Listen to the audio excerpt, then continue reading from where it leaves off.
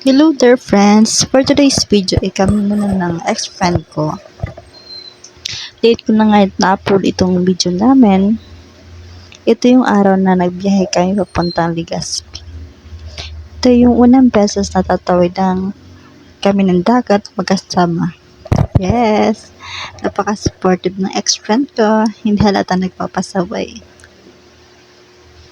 Oh, madami na naman magaganda doon, pero sigurado mo sa akin ka lang titingin. Kung ayaw mo umuwing Catanduanes ng may lamat.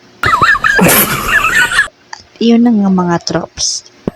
Sinamahan niya ako mag-file ng registration ko sa pag-board exam. Nagkaberya na nga at hindi ako agad nakaprocess. Kaya napaumagahan pa bago ako nakafile. At super kinabahan niya ako. Pati yung nag-asa sa akin doon ay naloka na. Medyo muntik na nga mag-short ang allowance namin. Buti na lang matipid tong kasama ko. Mabait na bata, hindi nagturo. Hindi nagturo ng madami. Dumanya kami sa SM bago umalis.